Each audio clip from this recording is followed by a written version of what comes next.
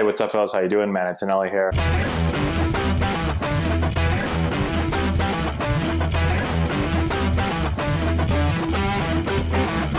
All right, so today we're going to talk about the time I broke my hand playing baseball with the Padres. I'm going to give you a lot of insight into how I broke my hand. A lot of people say, how do you break your hand playing baseball? I'm going to talk about how we fixed it, and it's not so easy. You've heard people talk about second opinions before, and I had to get a second opinion, so I'll tell you how that works. I'll tell you how teams check you out, how do you get to the team doctor, all that stuff. So let's get into it. First off, I broke my hand right here.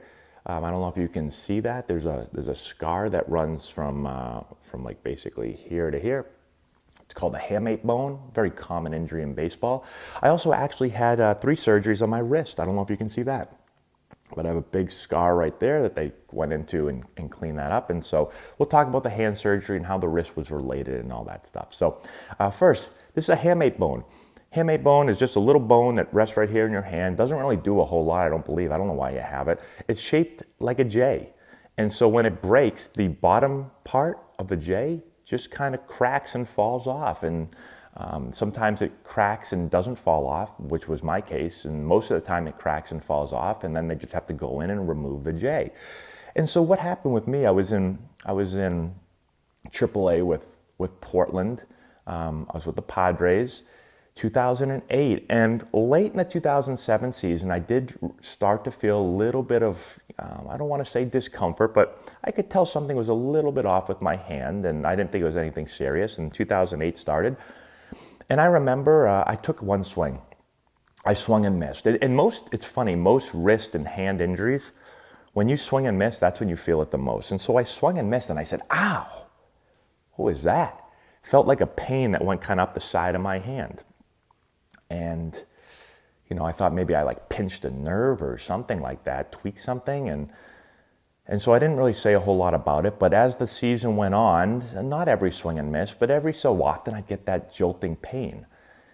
And so I talked to our training staff about it, and they said, well, can you still swing? I said, yeah, I can still swing. It's randomly kind of hurting. And they said, okay, then, just keep going. Just try to play with it. All right, so I continued to play, and every now and then I'd keep getting pain, okay? Now this happened for 2 years, basically, 2008 and 2009. Now in 2009 I was hurt for most of the year, so it didn't affect me as much, but I could still feel it. And to be honest, I kind of just tried to play with it. Towards the end of 2009, it started to hurt a little bit worse, and at that point I was trying to take medicine to help it not hurt as bad. That was kind of the first step, is to try to take stuff to just kind of get me through the season. And I got through the season. Well, in 2010, I went to spring training, and I hit great, but that's when it really started to hurt me. And would continue to kind of do the same thing. I would take this medicine to try to help with inflammation. And eventually at the end of spring training, I couldn't play anymore. It was hurting like almost every swing. Every swing I took, especially a swing and a miss, which luckily I didn't do very much in 2010. But again, I get this sharp pain. Felt like somebody at this point was like stabbing me right in the side of the hand. I've never been stabbed in the side of the hand, but if I had been, I imagine that's what it would feel like. And so I went in one day and I told the trainer, I'm like, I can't do it anymore. Like, I've been trying to take this medicine. It's not helping.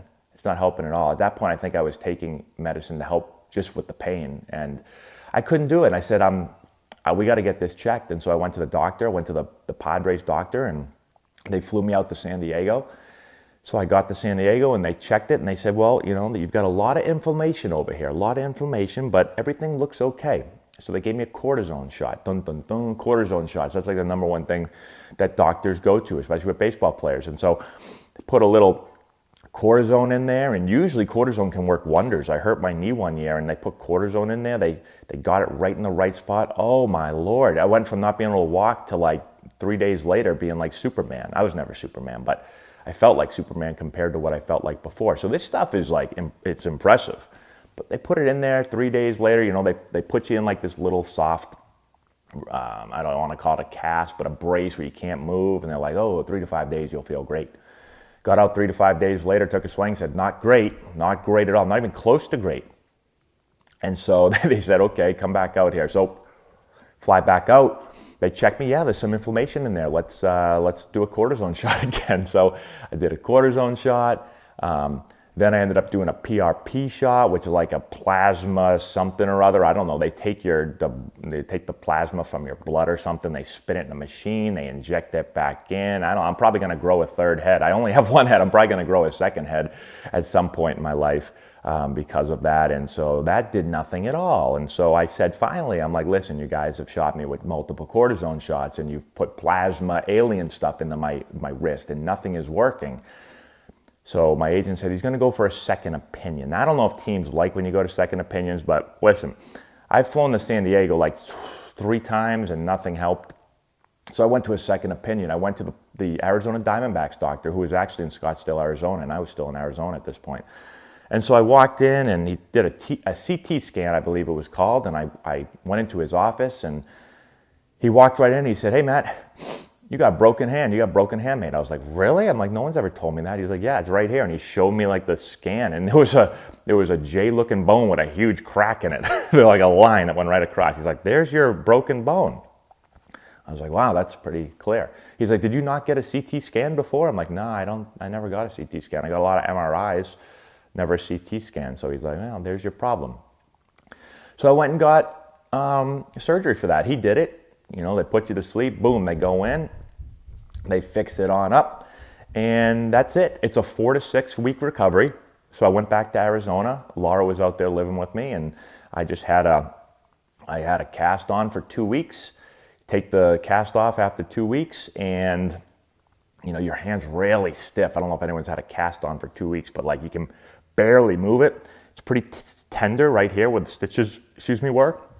And so you just got to kind of massage it. You got to move it around. I picked up pennies for my my rehab. You like pick up a penny and then pick up a penny with your other fingers and pick up a penny with your other, and you just kind of go back and forth. And then they do ultrasound and all this crazy stuff on you. They actually, I don't know if you can still see it. They did some. Oh, you can. Okay. I don't know if you guys can see that mark right there.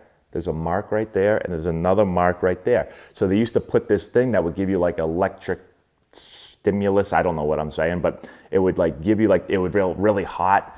And one time I'm using it and they're like turning it up and I'm like, I'm feeling it burning and I'm like, it freaking hurts, but I'm not going to tell them it hurts. Like I'm rehabbing. I'm not going to tell the doctor, owie, it hurts.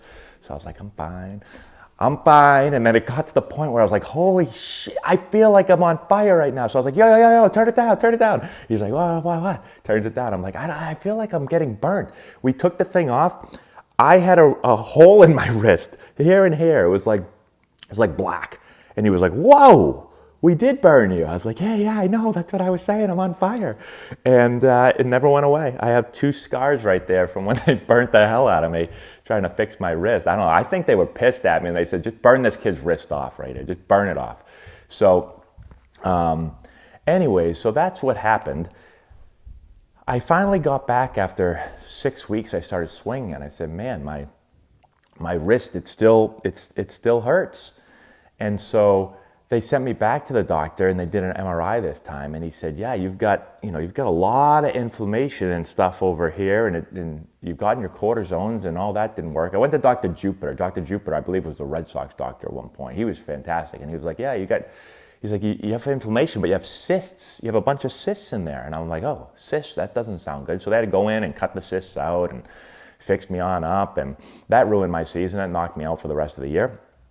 And for the rest of my career, I had to continually go get surgeries. But I never had a Padres doctor work on me, interesting enough. I had a Diamondbacks doctor work on me, and I had a Red Sox doctor work on me. And then the Padres released me. They non-tendered me. Maybe they were mad I didn't go to their doctors. And then I had to get another surgery, and then I was supposed to get another surgery. So never had a Padres doctor work on me. But a lot of times you hear that second opinion, right? What does that mean? Why is he going on a second opinion? This is just an example of it. You have a doctor that, things can be complicated, and maybe doctors are trying stuff and it's just not working. And as a player, you just want to play. Like, you just want to get on the field. You just want to fix yourself, right? It's no fun trying to play. It's very hard to play the sport when you're healthy. It's obviously a very tough sport and you're playing at a really high level. But to try to play it in pain is really, really difficult. It makes things quite miserable, and you can't practice. It's not just the game. You can't really practice. And to get better at a sport, you have to practice. Allen Iverson didn't have to practice, but I had to practice a lot. Even the most practice in the world couldn't get me good enough. So, but that's the frustrating part. And so eventually you're entitled to go for a second opinion. And so your agent just says, hey, we want to go to a second opinion. And I don't even know if the team has to say okay. I don't think they do. I think you can just go. I mean, they could be pissed at you and release you, I'm sure, if they wanted to. But luckily for me, I went to my second opinion and they found out that I had a broken hand and a wrist issue and had a bunch of surgeries. And unfortunately, my wrist was arthritic. They could never really fix it. They just had to do yearly cleanups of it. You know, I developed cysts and inflammation, and it really would hurt. But I was never able to completely get rid of it. Dr. Jupiter did say one year that the bone right here, this big bone on the side of your wrist, he said that he could remove it and it would solve the problem, because I have two bones that would rub up against each other because it was arthritic. There was no joint there, I guess. He said we could remove it, but we haven't done that to a baseball player before. I don't have any idea if you would be able to hit again. I said, it's okay, doc, I can't hit anyway. I'm hitting 180, so go ahead, remove it. I didn't say that, actually. I just said, yeah, I don't want to take that chance. You know, you take the bone out and I can't swing, like that's the end of my career. And he said, yeah, I agree with you. So we kept playing, and hey, what do you know, it was the end of my career anyway. I got released and never played again. Now I'm coaching and making videos for YouTube, for you guys. So that's how it works. That's what happened when I broke my hand, and second opinions and all that. So let me know if you have any questions in the comment section below. Subscribe to the channel, hit the notification bell, give it a thumbs up, all that good stuff. I gotta go drive my son to school, so I'll talk to you later. If you've enjoyed this video and want to learn more about building the elite swing, check out our new course. We have over 2 hours of content, almost 30 hitting drills. We break down the exact mechanics that you're gonna want to implement into your swing. I've put the link in the description if you want to go check it out.